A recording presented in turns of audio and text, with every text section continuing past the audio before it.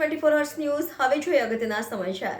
વ્રજ કષ્ટભંજન દેવ હનુમાનજી પ્રાણ પ્રતિષ્ઠા મહોત્સવ નિમિત્તે વ્રજભૂમિ હાઉસિંગ સોસાયટી સમતા સુભાનપુરા ખાતે વિવિધ કાર્યક્રમોનું સાથે હનુમાનજીની ભવ્ય શોભાયાત્રાનું આયોજન કરવામાં આવ્યું હતું। વડોદરા શહેરના સુભાનપુરા સમતા વ્રજ કષ્ટભંજન દેવ હનુમાનજી પ્રાણ પ્રતિષ્ઠા મહોત્સવ નિમિત્તે હનુમાનજીની ભવ્ય શોભાયાત્રાનું આયોજન કરવામાં આવ્યું હતું। આ શોભાયાત્રા સુભાનપુરા આપણા કાર્યાલય ઝાંસી કી રાણી સર્કલથી શોભાયાત્રા વાજતે ગાજતે નીકળી સમતા થઈ વ્રજભૂમિ હાઉસિંગ સોસાયટી સુભાનપુરા સમતા ખાતે સમાપન થઈ હતી। આ શોભાયાત્રામાં શહેર ભાજપના કારોબારી સભ્ય તથા પૂર્વ કાઉન્સિલર રાજેશ આયરે, પૂર્વ કાઉન્સિલર પૂર્ણિનાબેન આયરે, વોર્ડ નંબર 9ના યુવા કાઉન્સિલર શ્રીરંગ આયરે, શ્રી વ્રજ કષ્ટભંજન દેવ હનુમાનજી મંદિરના પ્રમુખ સંજય ખેરે અને મહાનુભાવો સહિત વિસ્તારના લોકો મોટી સંખ્યામાં ઉપસ્થિત રહી હનુમાન દાદાની આરતી કરી શોભાયાત્રાને પ્રસ્થાન કરવામાં આવી હતી। હનુમાનજીની ભવ્ય શોભાયાત્રામાં મુખ્ય આકર્ષણનું કેન્દ્ર ઉજ્જૈનની મહાકાલ ટીમલી વેશભૂષા, નાસિક ઢોલ ઉડતા હનુમાન, મિકી માઉસ આકર્ષણનું કેન્દ્ર બન્યું હતું।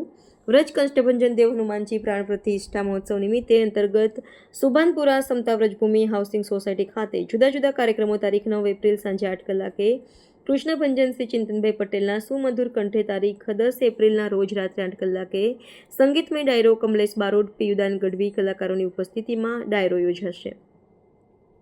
તારીખ 12 એપ્રિલના મંદિર ખાતે મહાપ્રસાદીનું આયોજન કરવામાં આવ્યું છે। આજે યોજાયેલી ભવ્ય શોભાયાત્રામાં મોટી સંખ્યામાં ભાવિક ભક્તો જોડાયા હતા। અમે વ્રજભૂમિમાં ઘણા સમયથી હનુમાન દાદાના મંદિરની તૈયારીઓ કરતા હતા, પણ એ સમય બહુ લાંબા સમય પછી આવી ગયો છે અને અમે વિવિધ પ્રકારનું આયોજન કરેલું છે।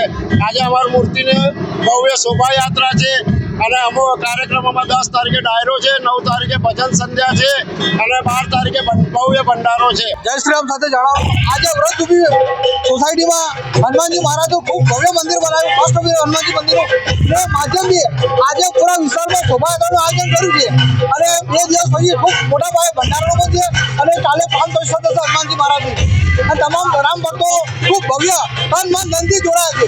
સૌ નગરજનોને જય શ્રી રામ। પશ્ચિમ વિસ્તાર વડોદરા શહેરની અંદર ભવ્ય હનુમાનજી મહારાજનું મંદિર જ્યારે બનવા જઈ રહ્યું છે, આ હનુમાનજી મહારાજના મંદિરની સાથે આ વિસ્તારને ફરીથી એક વખત સનાતન ધર્મ તરફ લઈ જવા માટેના જે પ્રયત્નો કર્યા છે, એવા અમારા તમામ ગુજરાત હાઉસિંગ બોર્ડના અંદર રહેનાર કરનાર એવા અમારા વ્રજભૂમિ સોસાયટીની અંદર કષ્ટભંજન દેવ હનુમાનજી મહારાજની મૂર્તિની પ્રાણ પ્રતિષ્ઠા થવા જઈ રહી છે અને પ્રાણ પ્રતિષ્ઠાના અંતરે અહીંયાથી આજે શોભાયાત્રાનું આયોજન કરવામાં આવ્યું છે। આ શોભાયાત્રાની અંદર અમારી સાથે તમામ આકર્ષણના કેન્દ્રો પણ અહીંયા ઉપસ્થિત કરવામાં આવ્યા છે। એવી જ રીતે હું આપને વાત કરું કે આજે ઉજ્જૈનથી આવેલા અમારા જે અઘોરી ગ્રુપ છે તેમના માધ્યમથી અહીંયા લાઈવ શો બતાવવામાં આવશે। એવી જ રીતે ટીમલીના ગ્રુપો રાખવામાં આવ્યા છે કે જે અમુક અંતરે ટીમલીના ડાન્સના માધ્યમથી લોકોને આકર્ષણ કરવાનું કેન્દ્ર બનશે। સાથે એવી જ રીતે વેશભૂષાના માધ્યમથી રામ પરિવાર છે, વાનર સેના છે, એવી રીતના વેશભૂષા પુષ્પા છે, એવી રીતના બાળકોને આકર્ષણ કરવા માટે એ તૈયારીઓ કરેલી છે। સાથે એવી જ રીતે વાત કરું કે નાસિક અને ઢોલ તાશાના સાથે અને જેવી રીતે વાત કરું કે વડોદરા શહેરની અંદર પ્રથમ વખત ઉડતા હનુમાનજી મહારાજ જે સાક્ષાત આ નગરજનોને દર્શન આપશે, એવી રીતે ઉડતા હનુમાનજી મહારાજનું પણ આયોજન કરવામાં આવ્યું છે।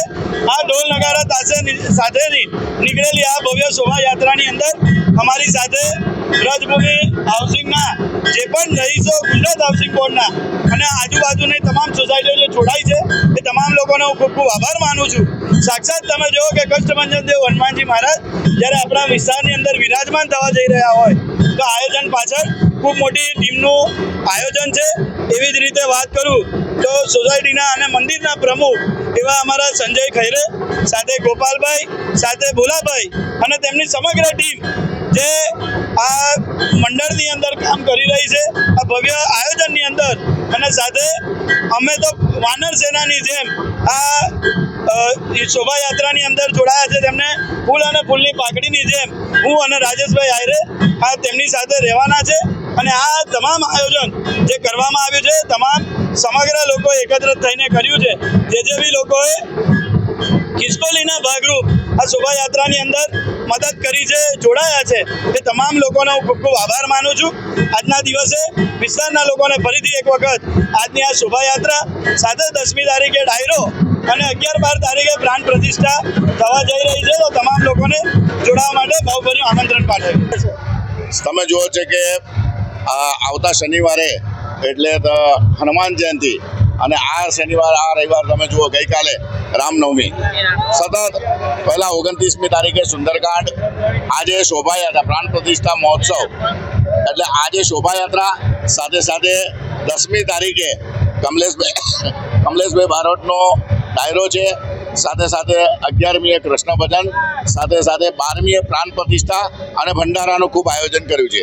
આજે તમે જોયું કે પ્રાણ પ્રતિષ્ઠામાં તમે જોયું કે ઉડતા હનુમાન છે, સાથે ટીમલી છે, સાથે મ્યુઝિક શો છે અને બધી જ જાતના ભગવાનને હનુમાન દાદા પણ, કારણ કે આ એક એવી વસ્તી છે કે જેની અંદર ખૂબ ગરીબ અને મધ્યમ વર્ગના લોકો રહે છે, પણ હનુમાન દાદાની શક્તિ અને હનુમાન દાદાની તાકાત એટલી છે કે ફક્ત 2 મહિનાના સમયની અંદર દરેક યુવાને પોતાના સ્વતંત્ર પોકેટ મનીમાંથી ઘરે ઘરે કરીને આજે આ આખું વ્રજ કષ્ટભંજન હનુમાનમાં અમારા વ્રજભૂમિ અમૃતનગર માંડીને બધા જ હાઉસિંગ બોર્ડ અને ખાસ કરીને વ્રજભૂમિના દરેક યુવાનોને હું અભિનંદન આપું છું કે જે આ સંસ્કારી નગરી અને ધર્મની નગરીની અંદર જે ધર્મનો જે વિરોધ મારા વિસ્તારના બધા જ લોકો આ પવિત્ર યાત્રાથી માંડી ગણપતિ હશે, નવરાત્રિ હશે, જન્માષ્ટમી હશે, પણ સાથે સાથે હનુમાન દાદાનો પણ જે રીતના એક એટલું ભવ્ય મંદિર બનાવવામાં આવ્યું છે. આબે હોપ તમે જુઓ કે સારંગપુરની જે મૂર્તિ છે એ બેસાડવામાં આવી. તો આ યુવાનોને હનુમાન દાદાને પ્રાર્થના કરું કે જે લોકોએ કેન પ્રકારે આ હનુમાન દાદાને જે પણ આ મંદિરમાં યથા યોગ્ય ફાળો આપ્યો હશે, કોઈએ તનથી આપ્યો હશે, કોઈ મનથી આપ્યો હશે, કોઈ ધનથી આપ્યો હશે, બધાની જ મનોકામના પૂર્ણ થાય.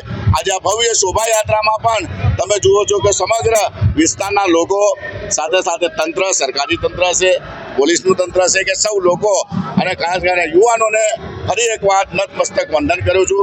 અને આપ લોકો જરૂરથી પ્રાણ પ્રતિષ્ઠા 12મી તારીખ છે, આપ આવજો. સાથે સાથે ભંડારો છે અને 10મી તારીખે કમલેશ બારોટનો ડાયરો પણ છે. તો ભૂલ્યા વગર 10મી તારીખે બુધવારે પણ આજે આપજો. તો ફરી એકવાર સૌ લોકોને આ વ્રજ કષ્ટભંજન હનુમાનમાં જે લોકોએ પણ આ પોતાની રીતે ફાળો આપ્યો છે સૌ લોકોને વંદન કરું છું. બોલો કષ્ટભંજન હનુમાન કી જય શ્રી રામ.